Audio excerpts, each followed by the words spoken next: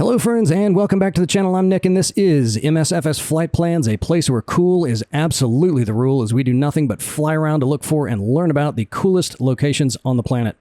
This will be the final flight of our Rocking Out tour as we visit a spot I have been teasing out for weeks. I think I started talking about this on our very first Rocking Out flight. We are in central Sri Lanka to check out a very large and very interesting site called Sigiriya.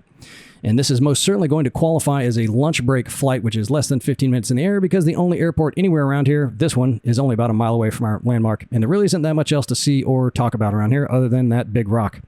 But you guys know that dead air is completely forbidden on this channel, so I'm going to spice up the celebration of our farewell flight with one of those planes that you've probably always wondered about if you've ever even noticed this thing before. Maybe you want to try flying it just to see what it was like, but you also knew it was destined to become a hangar queen, so you save your money maybe, wait for something better that you thought you'd fly more. Well, curiosity got the best of me last night, so I ponied up the cash to get this curiosity that we see before us. It is the Bulldog Autogyro. And I honestly can't see myself taking it out very often, but I've got to tell you guys, this thing is incredible. Extremely well made, very unique in terms of the flight dynamics, and it is a heck of a lot of fun to fly.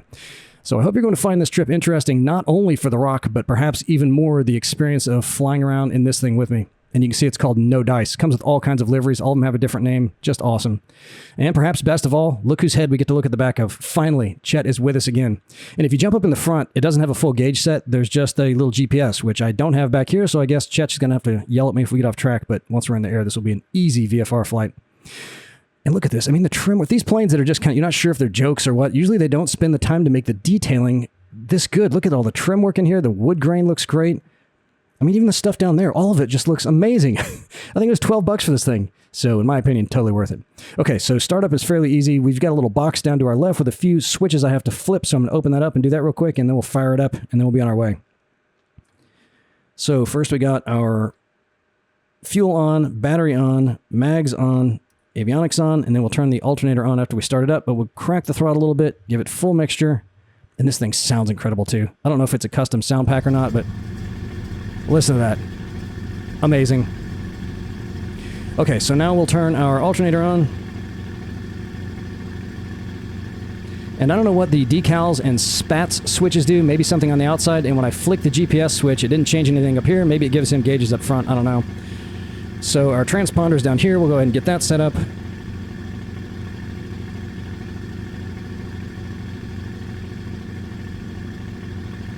Okay, so, I mean, this thing does not need a lot of runway, and we're going to be heading this way, so we're just going to do a U-turn here, and I'm not going to go all the way to the runway. We're just going to get up and get in the air. So let's go ahead and do that. So let's see, doesn't have landing lights, doesn't have flaps, so that's all good to go. I think all I have to do is turn the parking brake off. So let's do that. Parking brake off. And it starts moving right away. Let's pull that throttle back just a little bit. So I got to tell you guys what compelled me to pick up this aircraft. First of all, you guys know that I love the unique stuff. So many of the GAs are so similar in the way they work and fly that I often feel like the only difference is the panel configuration and the livery. So I keep a lot of the off-the-wall stuff, like the Flying Flea, that electric plane, which I don't have either of those yet. Weird stuff like that on my wish list to see if it ever goes on sale. Well, when I saw this one for the first time and saw that it was just a prototype in the description, I figured nothing like it had ever actually flown ever. But I was on YouTube this week and saw a video of someone flying and crashing an autogyro. Not this one. In fact, it looked nothing like it. It was one of the pusher-style engines, not a puller. But once I realized this technology is a real thing, and it actually works, I figured I should look into it a bit and see what's up with these things. Well, if you didn't already know it, and I did not, that rotor on the top of this thing is unpowered. In the simplest terms, it just starts pinwheeling once you get some airflow over it. And you may have noticed from the outside shot, it is angled up a lot. So it doesn't take much to get that thing spinning. And so once that thing starts spinning around, the airflow over it creates the lift from the forward motion created by the engine on the front of this thing.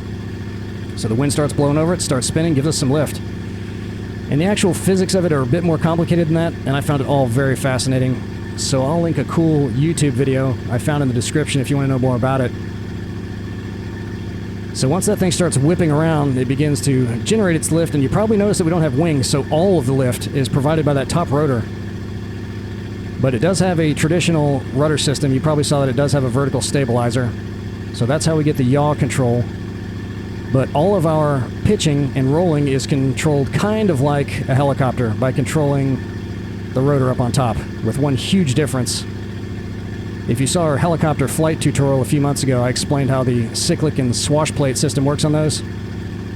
But if you didn't see it, in a nutshell, the stick in a helicopter is called a cyclic because it controls the pitch of the blades one at a time as they cross a specific point around the rotational axis.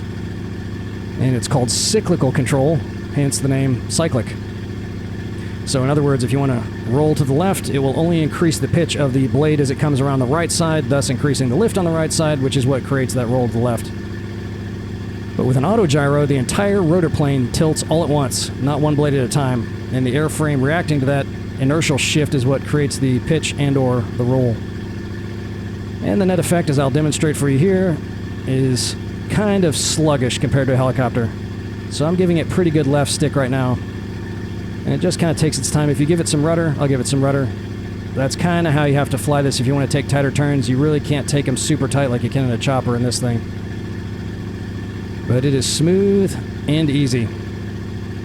So all that stuff's pretty cool, but what makes this thing really cool, in my opinion, and what makes flying it feel so different, is the landing.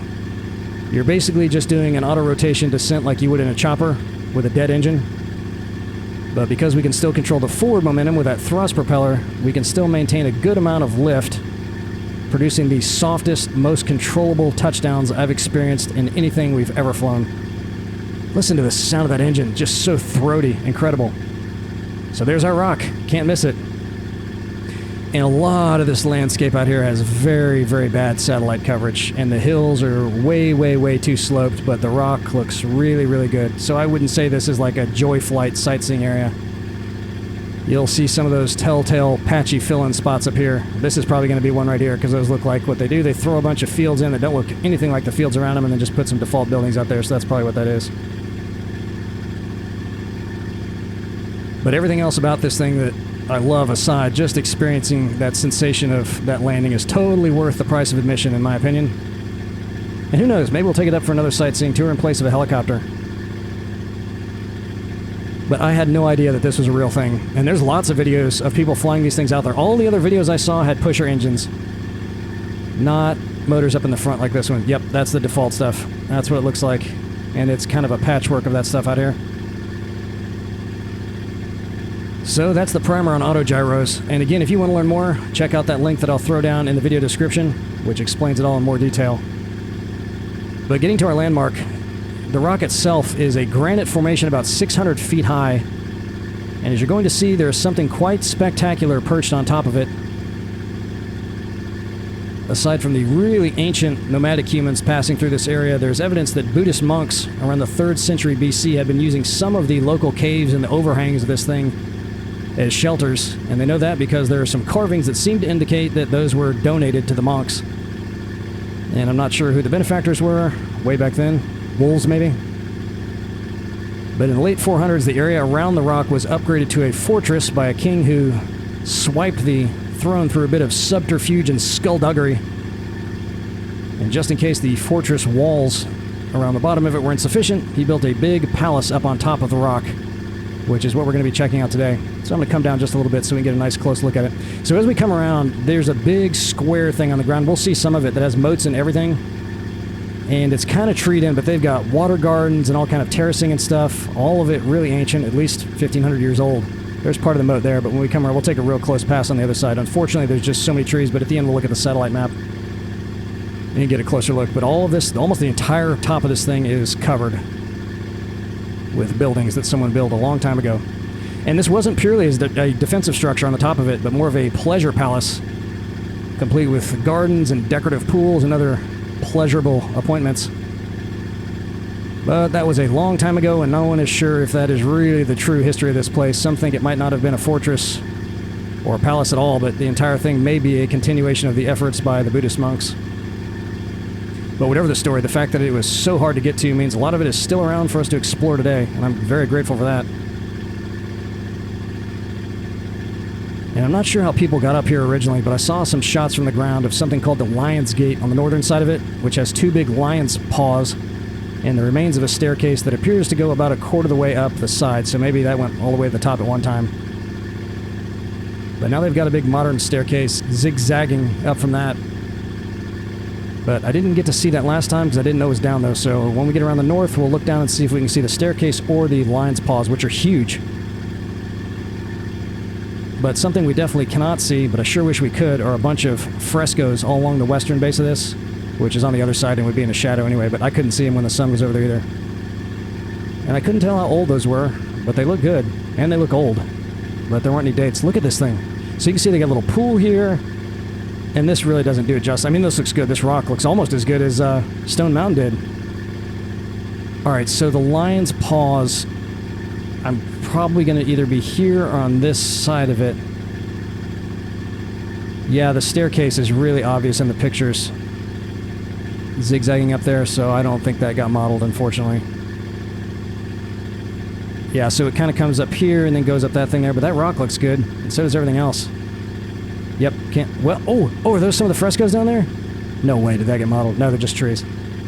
So here's the moat going all the way around it. Here's some of the gardens. All that doesn't look great, but that rock is cool, and so is that thing on top of it. And now we come to my favorite part, so let's get set up for our final here. And we do not need a lot of distance before we get down to that runway. There's some more of those default fields over there. I mean, if you were at like 5,000 or 6,000 feet above it, you wouldn't even notice it, but of course you wouldn't see any of the details of that rock. Alright, you guys ready for the softest landing ever in any plane? This is just incredible. Just incredible.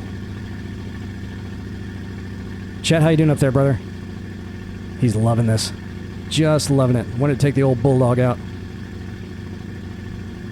Alright, so I'm just going to cut the throttle, and we'll see how it does. If we come in a little short for the runway, we'll just pick it up a little bit. But I've tried auto-rotation simulated engine-out landings in helicopters, and they're not easy. It would be a breeze in this thing. Absolute breeze. And I've never talked to anyone who's actually flown one of these. I've never seen a video of anyone describing what the flight dynamics are like, so I don't know how true to life this is, but even if it's not true to life, I certainly like it, because it is very different. Alright, so you can tell we're just kind of floating here, coming down at 500 feet a minute. Really just float. I wonder if we can get just... Let's see how slow we can get our airspeed before we start just falling. Look at that, we're at 40 knots and still just no throttle at all. Look at that. Incredible. Incredible. Alright, we'll see how close we can get over to our taxi over there. Man, I'm going to have to hang here for a minute. I'm going to overshoot the runway. Oh, I can't go backwards, that's for sure. That is amazing. Alright, so we're probably, what, like 20 knots? Coming down at 200 feet a minute? Unbelievable. You can imagine how... Alright, so we've lost control of it at this point. I can tilt it a little bit, but it's tough. The rudder... the rudder still works a little bit. We've got just enough forward motion. I mean, this is coming down so slow, I may have to... Alright, let's see what this does. As you can imagine, flaring is really easy in this thing. Alright, still have the throttle cut. That is just crazy. Oh my gosh, how cool. How totally cool. Absolutely worth the 12 bucks in my opinion. I mean, I think we could probably fly all the way to the end of the runway without touching the throttle. Oh no, we'll come down. But boy, just barely. This is amazing.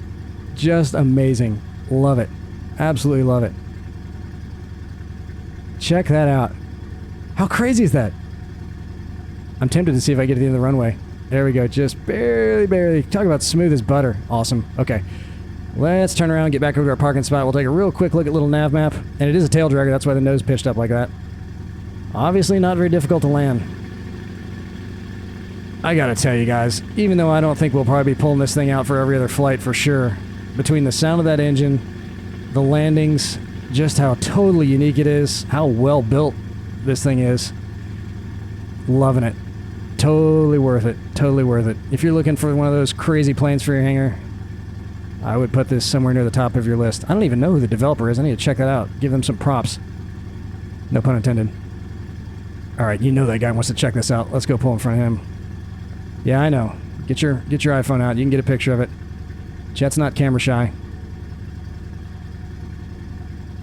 Alright, we'll stop perpendicular to him so you can really get a good eyeball on it. And even if you stomp the brakes, it's just so heavy in the back with that rotor system and all that, you really don't nosedive. Is that good for you? Alright, parking brake on. And we'll cut the mixture, see if that shuts it off. If not, the mags will certainly do it. Okay, so that's good. Let's go ahead and just shut everything down. Look at that. You can even see like the grains on the side of the thing. Amazing. Sorry, guys. I really get kicks off of well-built planes. If we can call this a plane. All right, so here is this. There's no add-ons included, so there will be none of those in the video description. This flight plan will be included just so you can find the place. But if you go to the world map in Sri Lanka, in the sim, in Sri Lanka, there's only 2 POIs. This one's right smack dab in the center of the country. So there's one up here somewhere. This will be the other one. And there's only 1 airport anywhere near here, so you won't miss it. But if you want a flight plan, I'll include this in the video description. And let's see what we got over here. So again, there's really just nothing else out here, but this rock and the fortress around it is pretty much all you need to see. So I'm kind of wondering, obviously this wall went all the way out here at some point, but it would seem weird that they would just kind of build it like this. So I don't know if, I mean, maybe it originally, I don't know what the deal is, but you would think it would be a full rectangle. And look at all this stuff here. It's got some more rocks down in there, but you can see all the little terracing and the gardens. It must have been just a spectacular sight when it was new, for sure.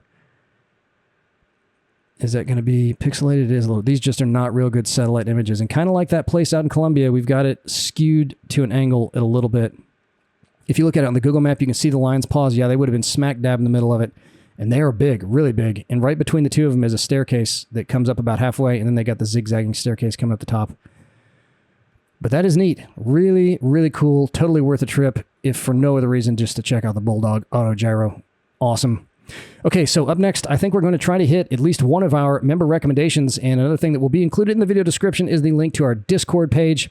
We picked up several new members over the past couple days. We're going to have some group flights coming out as I check out some of these sites. I haven't seen any of them yet, the member recommendations, so I've got to do some flights to check those out. If you want to join me, I will post on the Discord when I'm going to be flying those, and if you want to hop on the group chat, we can fly together, have fun, talk about whatever the heck we want, and just hang out and be sim dudes, which is awesome.